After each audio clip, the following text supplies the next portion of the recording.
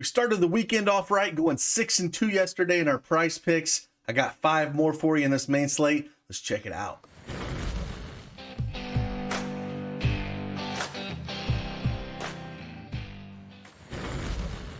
Hey, good afternoon. It's Craig Bennett, aka Cash Keg here. Did an early video. If you haven't checked that one out, I will link it at the end of this one. I gave you 5 picks for the early slate. It locks in about an hour for the early one. I had looks like 2 picks for that one, and then 3 of them in that for the 3 o'clock game. So it's still valuable information up until that 3 o'clock game locks. But this one's more for the later games in the main slate, and I really like a lot of these plays. Hopefully we can jump on them before the lines move. So with that, man, you guys have just been killing it. If you could hit that like button, subscribe to the channel. If you find any of this information valuable and it helps you with your process, I really appreciate it. And we'll just keep turning these out. So with that, though, let's just jump right into it.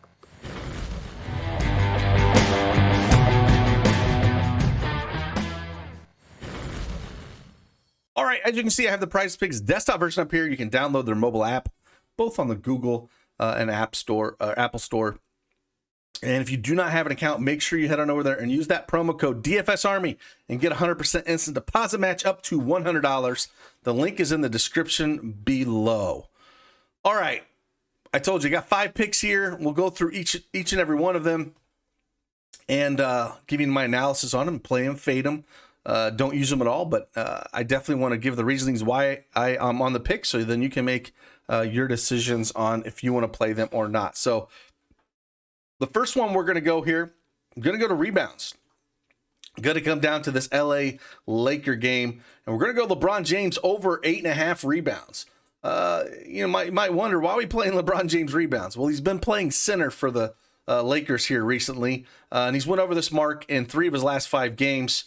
Phoenix is ranked 17th in rebounds allowed.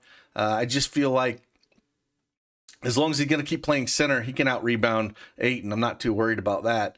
And again, he's averaged a little over 10 rebounds over his last 5 games. So it's a situation where I do like it. If he does play, he is questionable, but he's been questionable all year, so it's really hard to tell. He's averaged 39 minutes over his last 5. If the Lakers are going to win, LeBron James has to do things.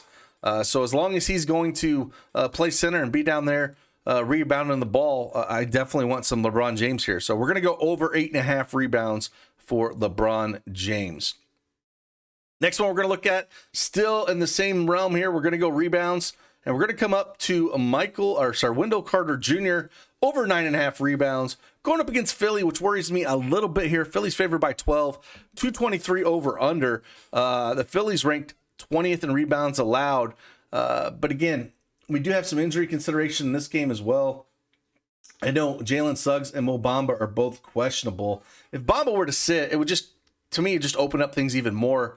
I know Kiki would probably come in and start alongside of Wendell Carter Jr., but Carter Jr. has been at that power forward slot, which has been great. In the 2 games that he's played Philly, he's put up 12 and 10 rebounds. The juice is on the over here around -125, -130 in some books, and he's went over this mark in 8 of his last 10 games. So it's something I want to take advantage of. He's averaged 12 rebounds over his last 5.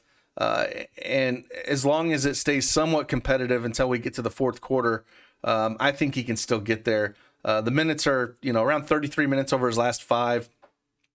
And again, he's averaging only like 29 minutes against Philly, probably due to just them getting thumped, but still getting there in his rebounds. And so I prefer this out of all of his props. I just like the rebound one. And we're going to go over Carter Jr. 9.5 rebounds. Next one we're going to actually go over to points. And this is one I'm just going to go right back to the well here. He let me down and a lot of other people down. But you have to be, you kind of can't hold grudges on some of these guys, things happen. And it's SGA, Shai Gilgeous-Alexander, over 26.5 points, going up against Memphis, which is not the greatest matchup in the world, but Memphis is ranked 13th in points allowed, 16th in 3-pointers allowed. Memphis is favored by 14. OKC's a 14-point dog, but we've seen this before. Memphis is heavily is a dog. I mean, everyone's out. Giddey, Dort, they're all just done. He's going to have to do everything here for it to stay close. he only put up 15 shots in that game against Memphis where he didn't get there, and he shot 2 for 15. So I'm expecting that to change a little bit here going up against Memphis. He played him once, put up 19 shots, put up 23 points, but that's back when, on December 20th, that's when he had his whole crew there. He doesn't have them anymore. He is the usage. That is all that we have here is him. He's going to have to do absolutely everything. Usage is going to be massive, 35% plus. And he's went over this mark in 8 of his last 10 games. I'm just going to take the volume and hopefully that he's hitting some of his shots and he can get there. I think this line should be closer to 30 to 31. I mean, in his overs, he's went 31, 32, 36, 37, 29, 33, 33, 33. So when he goes over, he goes over. When he goes under, he goes way under. On the 2 unders, he had 8 points against Minnesota, and then back on January 28th, he only put up 10 against Indy. So I think this is kind of one of those things where it's feast or famine with him. He's either going to smash this or he's not going to get there. I'm just going to go right back to well here. Hopefully he can hit some of his shots because he's going to be chucking a ton. And I just like the volume and usage on guys like this, and especially when you have precedents that he's done it in the past. So we can look at that and take the over 26.5 points. All right, we got 2 left here. We're going to go 1. I did notice, I don't know if this is a new thing or not. Maybe I just don't notice it that often, but the double-double thing's kind of fun. I was looking at this a little bit. If the game stays close, I do like Carter Jr. double-double, and then Tyrese Halliburton would be the 2 I would look at if you were going to take one of these. I'm not going to make an official play, but when I was looking at it, I was like, oh, that's kind of interesting. So the Halliburton and Carter Jr. are ones that I would look at if you wanted to take a chance on that. But the other one we're going to go to is one that I really like is free throws, right? Guys that get to the line all the time. And anytime I'm going to get this play under 10, I'm taking it. And that is Joel Embiid over 9.5 free throws. If you watch the games, the dude he just gets to the line. It's like, he gets down there, they foul the crap out of him because they can't stop him. And there's nobody on Orlando that's going to be able to stop Embiid. I mean, if Mo Bamba plays, he's a stick figure. He bounced him out of the way. Carter Jr.'s got a little bit more beef to him, but nothing compared to Joel Embiid. I mean, there's nobody in the league that can guard him. So if we look at this, again, Joel Embiid went over this 4 of his last 5 games. I'm going to keep riding this as long as it's, under 10 free throws allowed. So, yeah, over 9.5 points or over 9.5 free throws made for Joel Embiid. I don't really like a lot of his other, props here just because I'm not sure about that game, but he could get to 10.5 here very easily. So I like that over 9.5 free throws made. Then the last one we're going to talk about here, we're going to come over to assist. And, yes, the game they played last night against the Spurs, and we had this play. I'm going to go right back to well with it, and it's Buddy Hield over 4.5 assists. Yes, they played the Spurs last night. They're on a back-to-back. They're playing Atlanta now, but him and Halliburton are going to have to do everything here, right? They did, insert Duarte in that lineup, and he did really well as well. But Buddy Hield has went over 4.5 assists in 4 of his last 5 games. If we go back even a little further, he's went over this in 7 of his last 10 games. And, Atlanta's ranked 28th in assists allowed, 23rd in shooting guard.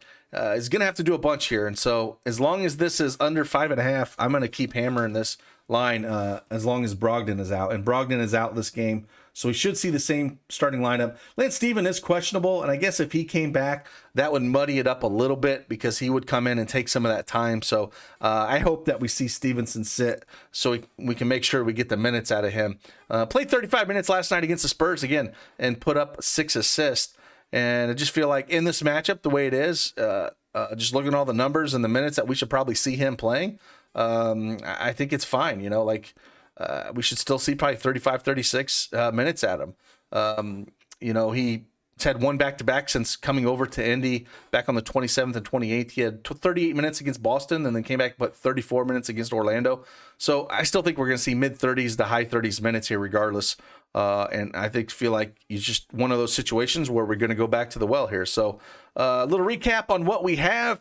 We have LeBron James over 8.5 rebounds, Wendell Carter Jr. over 9.5 rebounds, Shai Gilgeous-Alexander over 26.5 points, Joel Embiid over 9.5 free throws made, and Buddy Hield over 4.5 assists. So those are the 5 I got. I will link the other video here if you want to check out the early video where I did knock out some plays for the Brooklyn Knicks game, and then also a few for that Detroit game as well. So yeah, hope you guys have a good Sunday. This is gonna be the last video I'm gonna do today, and let's get that money. So hit that like button on your way out. I will see you guys on the flip side. Deuces.